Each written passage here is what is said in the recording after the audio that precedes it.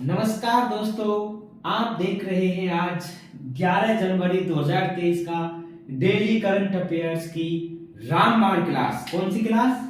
रामबाण class, Khatana sir के द्वारा खटाना जी के ट्रिक चैनल पर। ठीक है दोस्तों, आइए शुरुआत करते हैं फर्स्ट क्वेश्चन की। हाल ही में मनाया गया पर्पल फेस्ट किससे संबंधित है? तो पर्पल फेस्ट दिव्यांग जन से संबंधित है। किससे संबंधित है? दिव्यांग जन से संबंधित है। दोस्तों, ये क्या होता है पर्पल फेस्ट? आइए इसके बारे में व्याख्या देखते हैं। जो पर्पल फेस्ट है, ये जो विकलांग लोग होते हैं, जो विकलांग व्यक्ति होते हैं, उनको समाज की मुख्य धारा में जोड़ने के लिए यह फेस्टिवल का आयोजन किया जा रहा है। इसका उद्देश्य ये है। ठीक है, अब जो विकलांग लोग होते हैं, अब इसका नाम पर्पल क्यों है? देखो, क्योंकि जो विकलांग लोग हैं, जो दिव्यांग जन है, उनके लिए जो कलर डिसाइड किया गया है वो बैंगनी किया गया है। कौन सा? बैंगनी। ठीक है, और बैंगनी को इंग्लिश में क्या कहते हैं? पर्पल। ठीक है, तो दिव्यांग जन से संबंधित है। अब ये कहाँ आयोजित किया गया है? तो ये अभी हाल ही में गोवा में मनाया गया है। कहाँ मनाया गया है? गोवा में। गोवा में मनाया गया है। ठीक है, गोवा जानते हो ना, भारत में इधर ही साइड यहाँ पे है गोवा। तो गोवा में मनाया गया है। तो गोवा की जो राजधानी है वो कौन सी है? पणजी। कौन सी है? पणजी।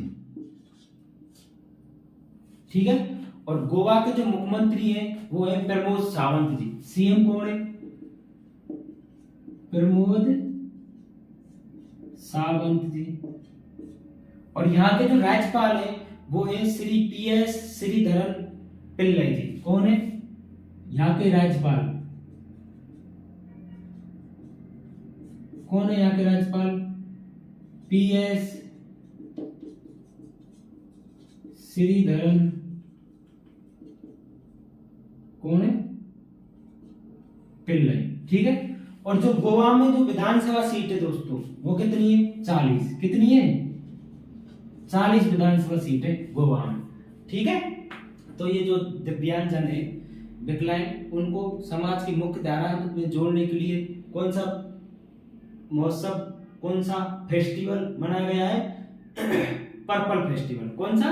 Purple festival. ठीक है दोस्तों, आइए चलते हैं नेक्स्ट क्वेश्चन पर। पहली बार विश्व हिंदी दिवस कब मनाया गया? बहुत ही शानदार क्वेश्चन दोस्तों।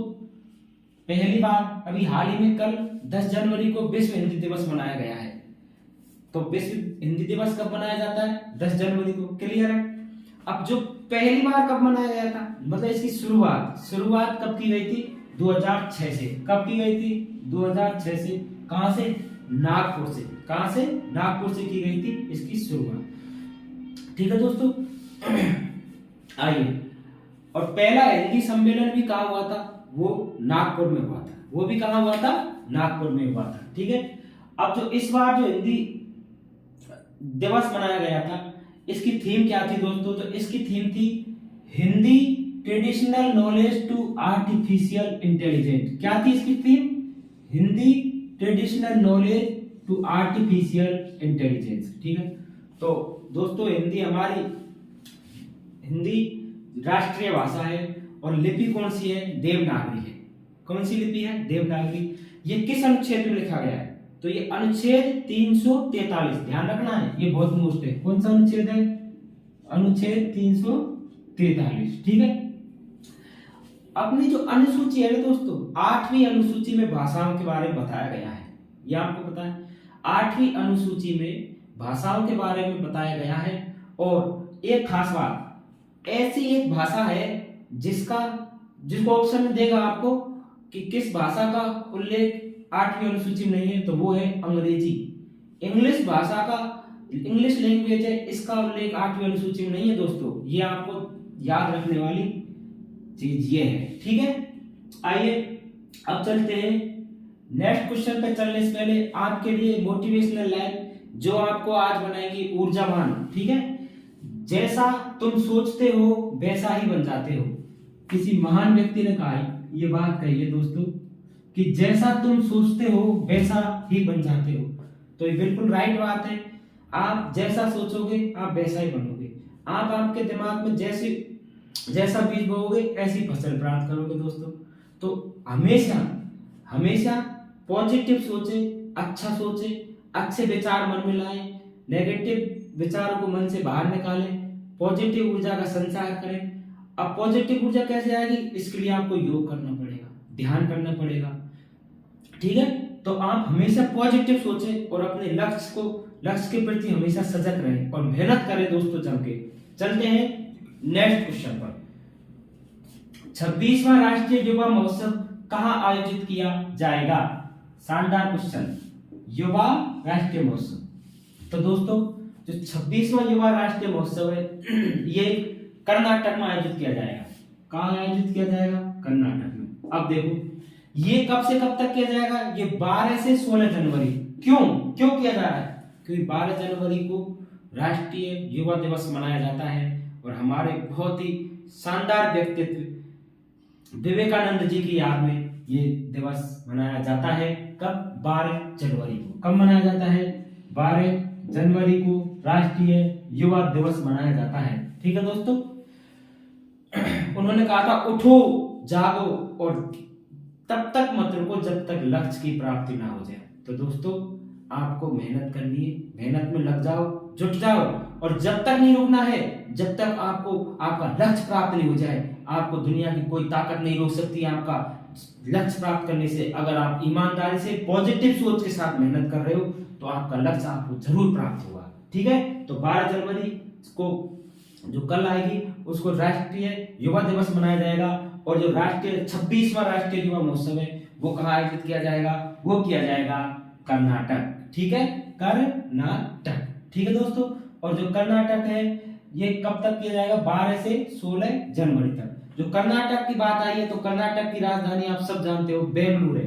देखो मैं इसलिए पढ़ाता हूँ डेली कि आपको याद हो जाए और ये हर लगभग सभी एग्जामों में ये पूछी जाती है। सीएम पूछ लेता है, राज्यपाल पूछ लेता है, राजधानी पूछ लेता है, विधानसभा सीट पूछ लेता है, ठीक है। तो कर्नाटक की राजधानी है बेंगलुरु। कौन सी है दोस्तों? बेंगलुरु है। कर्नाटक के सीएम कौन है? बसवराज बोम्मई। कौन है? बसवराज बोम्मई। और कर्नाटक के जो गवर्नर है, गवर्नर बोले तो राज्यपाल है थावर चंद गहलोत। कौन है? थावर चंद गहलोत कर्नाटक के राज्यपाल है। और जो कर्नाटक में जो विधानसभा सीट है दोस्तों उनकी संख्या है 224। ये पूछा जाता है, विधानसभा सीट में पूछा जाता है। तो आपको ये याद करने में कोई दिक्कत नहीं, आप डेली ये क्लास देखोगे मेरी खटाना जी के ट्रिक पर तो आपको ये आसानी से याद हो जाएंगे। ज्यादा डीपली दिमाग में गहराई से सोचने की जरूरत बिल्कुल नहीं है। आप इनको पढ़ो, मैं पढ़ाता हूँ उस हिसाब से पढ़ो और बस वीडियो देख लिया करो। आपको टेंशन लेने की जरूरत ही नहीं है, मैं सबका रिवीजन भी कराऊंगा बाद में, ठीक है। तो ये आपको बस एक बार पढ़ना है, तुरंत याद हो जाएंगे। तो कर्नाटक की राजधानी बेंगलुरु है और बेंगलुरु के इसके सीएम कौन है कर्नाटक के? वो है बसवराज बोम्मई जी। और गवर्नर या राज्यपाल कौन है? थावर चंद गहलोत। और विधानसभा सीट कितनी है? 224, ठीक है दोस्तों। तो इसकी जो मुख्य उद्देश्य है इसका राष्ट्रीय युवा दिवस का थीम वो है विकसित भारत विकसित युवा, ठीक है दोस्तों। आइए चलते हैं नेक्स्ट क्वेश्चन पर। वीर गार्जियन सैन्य अभ्यास किन देशों के बीच आयोजित किया जाएगा? ठीक है, कौन सा सैन्य अभ्यास दोस्तों? वीर गार्जियन सैन्य अभ्यास। बहुत ही मोस्ट क्वेश्चन है ये। सैन्य अभ्यास भारत और जापान के मध्य आयोजित किया जाएगा, ठीक है। कहां आयोजित किया जाएगा? भारत और जापान के। कब आयोजित किया जाएगा? तो दोस्तों ये 12 से 26 जनवरी तक। कब? 12 से 26 जनवरी तक ये सैन्य अभ्यास दोनों देशों के बीच आयोजित किया जाएगा। अब दोस्तों देखो क्या है ये वीर गार्जियन सैन्य अभ्यास और ये क्यों आयोजित किया जाएगा। देखो बात पिछली साल की है। पिछली साल 8 सितंबर को, कब? डेट ध्यान रखना, पिछली साल 8 सितंबर को भारत और जापान इन दोनों देशों के जो विदेश और रक्षा मंत्री थे उनकी बैठक हुई थी। कहां पर? टोक्यो में। कहां हुई थी बैठक? टोक्यो में, ठीक है साहब। कब हुई थी? 8 सितंबर को दोनों देशों विदेश मंत्री और रक्षा मंत्री दोनों देशों की इन दोनों की बैठक हुई थी। उसमें क्या हुआ था, उसमें ये दोनों देशों के बीच में एक मतलब समझौता हुआ था, वार्ता हुई थी कि हम हमारे द्विपक्षीय जो रक्षा है, रक्षा से संबंधित है, प्लस उसको सुधारेंगे और सैन्य अभ्यास कराएंगे। ठीक है दोस्तों। तो वो बात जब वहां हुई थी पिछले साल, उसको उसका पूरी करने के लिए आज अब 12 से 26 जनवरी को वीर गार्जियन, कौन सा, वीर गार्जियन सैन्य अभ्यास आयोजित किया जाएगा।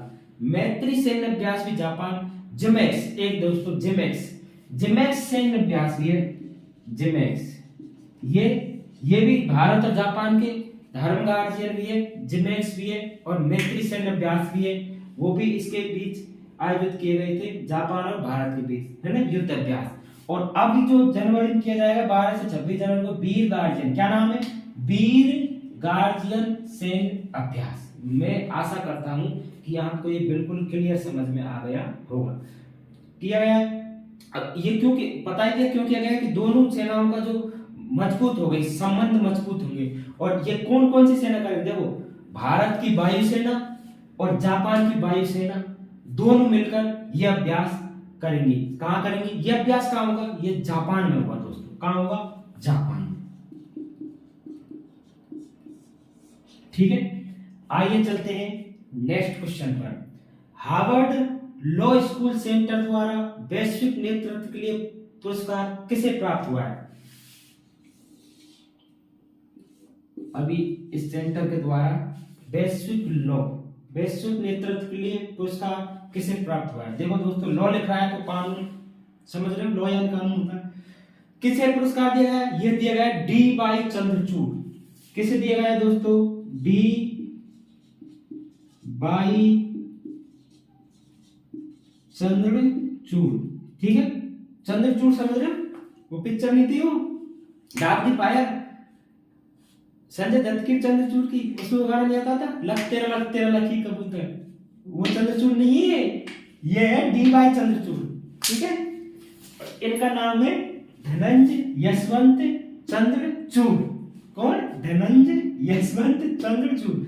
ये कौन है, तो ये जो अपना इंडिया है, भारत के 50वें नंबर के सीजेआई है। कौन है, 50वें नंबर के सीजेआई। अब बोलो भाई सीजेआई का है, सीजेआई होता है चीफ जस्टिस ऑफ इंडिया, मतलब मुख्य न्यायाधीश, हिंदी मुख्य न्यायाधीश। मुख्य न्यायाधीश कौन है वर्तमान में 50वें, कौन है, डी वाई चंद्रचूड़। कौन है, डी वाई चंद्रचूड़। पूरा नाम क्या है, धनंजय यशवंत चंद्रचूड़। ठीक है दोस्तों, ये किसकी जगह बने, देखो ये डी वाई चंद्रचूड़ जी हैं जो अभी नवंबर 22 में बने थे, यूयू ललित जी की जगह बने थे। इनसे पहले जो अपने मुख्य न्यायाधीश थे, चीफ जस्टिस ऑफ इंडिया, वो थे यूयू ललित, उदय उमेश ललित जी थे। उनके स्थान पर वर्तमान में डी वाई चंद्रचूड़ मुख्य न्यायाधीश बने हैं। ये कौन से नंबर के हैं, 50वें नंबर के हैं। ये क्वेश्चन भी कई बार एग्जाम में पूछा जाएगा। ठीक है दोस्तों, तो इन्होंने अपना पूरा जीवन न्याय के क्षेत्र को समर्पित कर दिया है। ठीक है दोस्तों, आइए चलते हैं नेक्स्ट क्वेश्चन पर। छेरछेरा महोत्सव किस राज्य में मनाया जाता है। ठीक है, छेरछेरा महोत्सव किस राज्य में मनाया जाता है, तो दोस्तों छेरछेरा महोत्सव है ये छत्तीसगढ़ राज्य में मनाया जाता है। किसमें, छत्तीसगढ़। अब देखो, अब बोलो सर जी याद कैसे करेंगे, तो सर जी मैं बताऊं याद कैसे करेंगे यार। छेरछेरा महोत्सव किस राज्य में मनाया जाता है, तो छेरछेरा किससे शुरू होता है, 6 से शुरू होता है, और 6 से शुरू होने वाला भारत का राज्य जिसका नाम 6 से शुरू होता है, एक ही है, तुम आज पढ़ के देख लेना, वो है छत्तीसगढ़। कौन सा है, छत्तीसगढ़। भूलोगे तो नहीं, जिंदगी में नहीं भूलोगे। छेरछेरा महोत्सव किस राज्य में मनाया गया है, छत्तीसगढ़ में। अब दोस्तों जब छत्तीसगढ़ की बात आई है तो इसकी भी राजधानी देख लो, रायपुर। छत्तीसगढ़ की राजधानी कौन सी दोस्तों, रायपुर।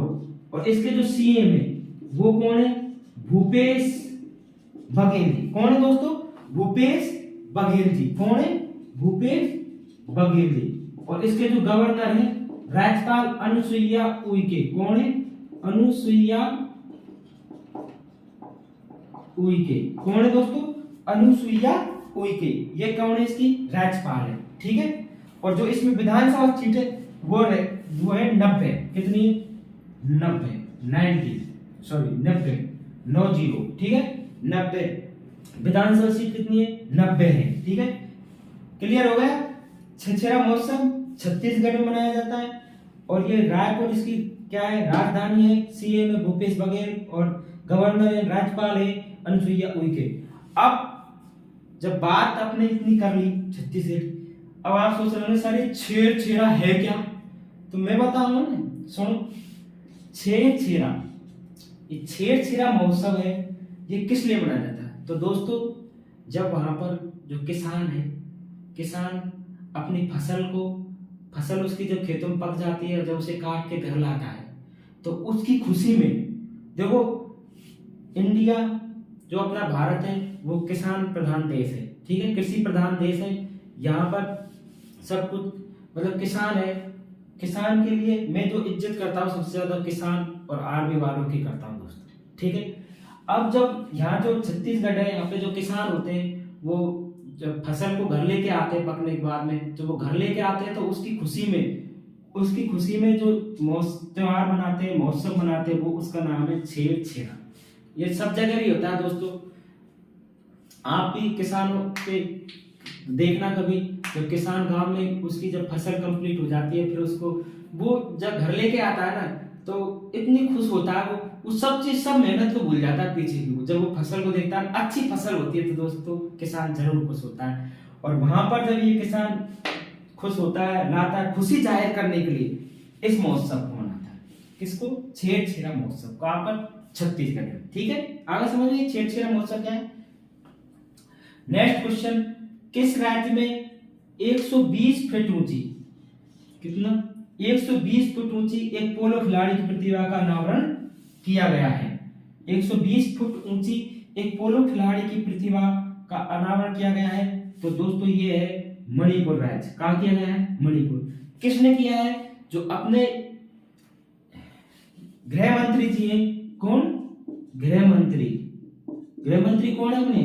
अमित शाह। जानते हैं ना अमित शाह? बाल नहीं है टाइट पे ऐसे फुआ में शादी। इन्होंने अभी कहां पर? मणिपुर में पोलो खिलाड़ी प्रतिभा का अनावरण किया। कितनी फीट ऊंची है? 120 फीट ऊंची है। कितनी फीट ऊंची है? 120 फीट ऊंची है। ठीक है। तो 120 फुट ऊंची है। इसका किसने किया? अमित शाह ने। अब देखो दोस्तों क्यों किया है? मणिपुर में क्यों किया है? इसका भी कारण है दोस्तों। जो पोलो गेम है ना, पोलो, इसका जन्म, इसकी शुरुआत मणिपुर राज्य से हुई थी। कहां से हुई थी? मणिपुर राज्य से। अब बहुत से स्टूडेंट्स हो यार पोलो होता क्या है? तो कभी तुमने एक गेम देखा है? वो घोड़े पे एक आदमी बैठा रहता है, इतनी लंबी एक डंडी सी रहती है उसके हाथ में, इतनी छोटी सी गेंद पड़ी रहती है नीचे, और वो ऐसे ऊपर से यो टप्पा मारा है जोर से और वो आ गई तब चली जाती है और वहां दूर ऐसे खेलते हैं उस गेंद से। किससे? वो एक छड़ी सी होती है इतनी बड़ी स्ट्रिक और वो घोड़े पे बैठा रहता है और उस पे वो घोड़े पे बैठे बैठे खेलते हैं। वो होता है पोलो गेम। आपने देखा होगा, फोटो में देखा होगा, कहीं पे कई बार देखा होगा आपने, टीवीओ में भी, कहीं पे भी। वो होता है पोलो गेम। और पोलो गेम की शुरुआत मणिपुर से हुई थी। ठीक है दोस्तों, मणिपुर से। कहां से हुई थी? मणिपुर से। आगे चलते हैं नेक्स्ट क्वेश्चन पर। ठीक है। तो नेक्स्ट क्वेश्चन है, भारत का पूरी तरह डिजिटल बैंकिंग वाला राज्य कौन सा है? तो इसका राइट आंसर है केरल। कौन सा राज्य दोस्तों? केरल। केरल राज्य में एक जिला है त्रिशूर। कौन सा जिला है? त्रिशूर। ये पूर्णतः डिजिटल जिला है। कौन सा? बैंकिंग के क्षेत्र में। कौन सा? त्रिशूर। और राज्य कौन सा है? केरल। ठीक है दोस्तों, राज्य कौन सा है? केरल। हो गया? आइए तो, और केरल राज्य भारत का सबसे साक्षर राज्य भी है, साक्षरता में भी सबसे ज्यादा है। कौन सा राज्य? केरल। ठीक है, क्यों? अब देखो आपने सबसे ज्यादा जो राजस्थान में नर्सिंग स्टाफ है वो केरल का ही मिलता है। क्यों मिलता है? क्योंकि वहां साक्षरता ज्यादा है। जब लोग ज्यादा पढ़े लिखे होंगे तो ज्यादा नौकरी लगेगी। सही बात है ना? तो इसलिए तो डिजिटल बैंक वाला राज्य कौन सा है? केरल। साक्षरता में प्रथम राज्य कौन सा है? यह है दोस्तों केरल। ठीक है, सॉरी, केरल हो गया। अब बात करते हैं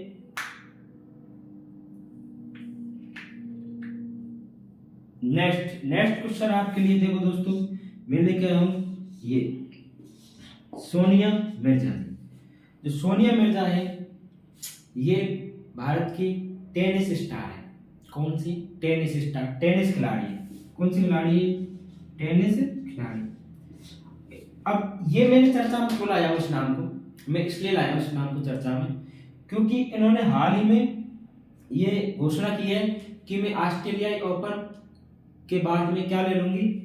संन्यास ले लूंगी। ठीक है दोस्तों, ऑस्ट्रेलियाई ओपन और दुबई ओपन खेलने के बाद में ये क्या ले लेंगी?